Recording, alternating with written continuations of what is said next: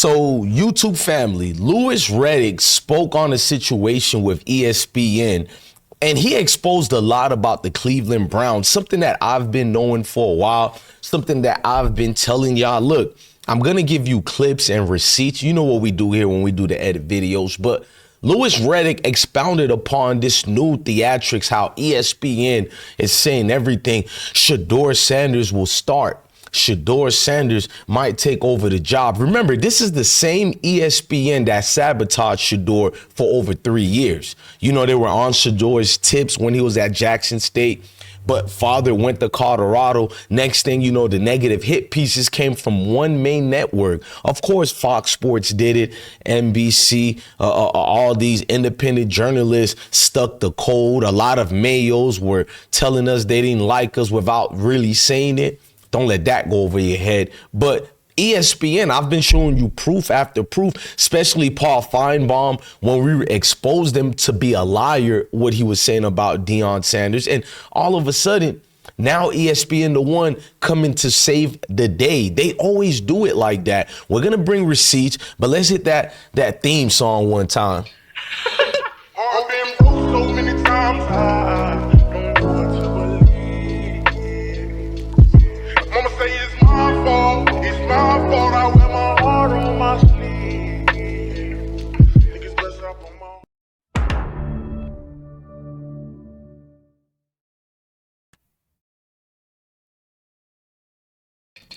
So Louis Riddick touched upon something a lot of people didn't want to talk about. So he started off this thing, which I caught him because it's alluding to what I've been saying about this Shedeur, Dillon Gabriel, Kenny Pickett, Joe Flacco competition. If Shedeur is given an organic chance, a real chance, he should be the starter. Not that I'm saying he should, like they should just give it to him. I don't believe in handouts. I'm not a professional victim like most racist Mayo people are, because we're having a racist Mayo fatigue. They say they got black fatigue. Well, since I came out my mom's womb, I got a Mayo fatigue. These people are the bad guys and the good guys at the same time. The antagonist in a movie, the heel in a movie, the superhero in a movie too. It's just disgusting how they keep moving the goalposts, bitching and complaining all day long, while Louis Riddick just made a mistake and said the truth.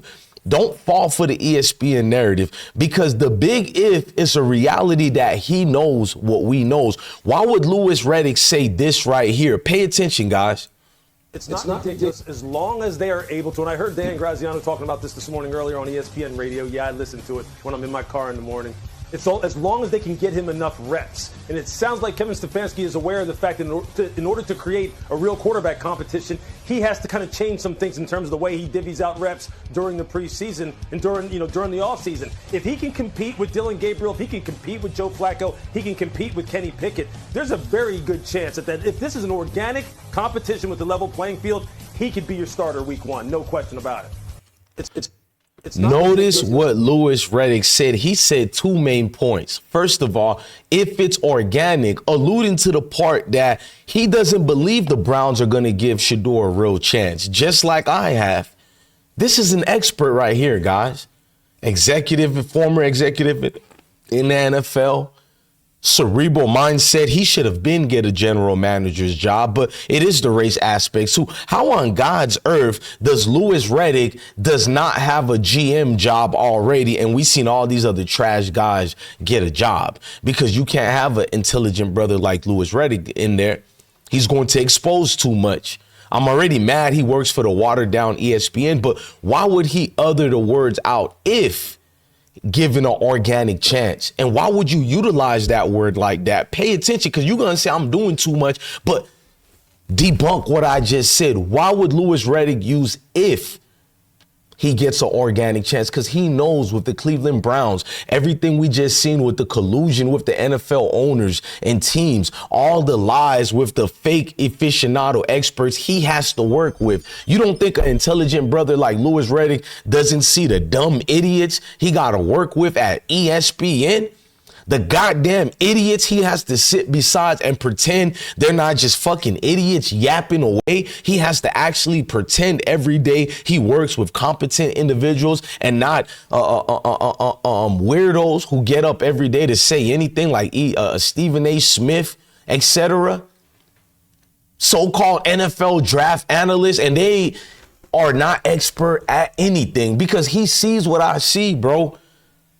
Yes, we see how overwhelmingly Shedeur been handling his situation. He's been playing well. Yes, it's mini camp with no pads, but he's been adjusting far better than what people thought. When you get to see it in person, the accurate throws, the game time decisions, pads or no pads, you see it. Will he be given a real chance? Louis Riddick touched up on something too. He talked about Kevin Stefanski would have to adapt, meaning that he knows Kevin Stefanski is going out of his way to not give Shedeur enough reps. Remember, a reporter brought that up. I did a whole video about it. The reporter was scrutinizing Kevin Stefanski. He like, how did you start off the drills with Dylan Gabriel being the main guy? Because when they were going through regular practical drills, it was to assess normally to see who gets to start off the day with the, first team, of course, rookies, but who starts it off was based off the initial reps first. What Kevin did was just threw Dylan in there, even though Dylan was looking awful. And then Dylan threw 4 interceptions, but they don't bring that part up, right? But Mary Kay talking about how much she's in love with Dylan. The other Cleveland racist personalities talking about how far better Dylan played when we all got eyes.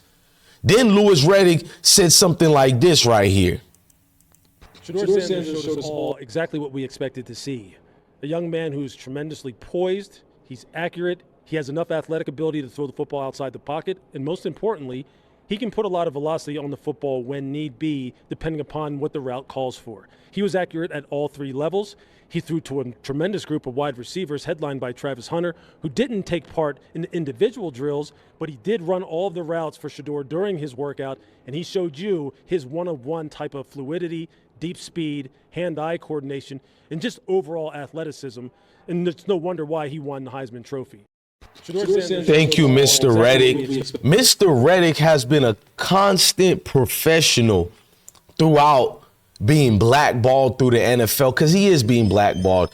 Mr. Riddick has been exceptional, an expert who hasn't changed none of his talking points. Darren Orlasky started riding Shedeur's tip and Deion, and at 3 days prior to the draft and even after the draft, he's been on a relentless bombardment of, Shedeur really was a 4th round and 5th round. That's what I've been hearing. They switched up. Nick Wright, who cosplayed as a black man every day on television. I don't know why melanated brothers keep giving him a pass. I've shown you proof. He's a bitch ass nigga, but they get to switch their, talking points like most of these mayos and step infections did. And I always told you what they were going to do. Be careful of the people bigging up Shedeur. Watch they fold and switch on him prior to the draft and after the draft, because that's when they get to wash their hands. Now, Louis been constant, been professional and consistent. I even got other receipts when he said this about Deion not going to the NFL because of what he can actually do at Colorado. We've been consistent with our receipts as well. I don't know if the NFL is a great fit for him because of the way he wants to coach and what he demands in terms of player buy-in, player discipline, no second guessing the coach. And Deion, make no mistake, do not get fooled by the glasses, the gold chains, the change of outfits. This man is old school, and he's no nonsense. And he will tell you that, and if you go watch his football teams and watch how they practice, it's no nonsense. Yeah.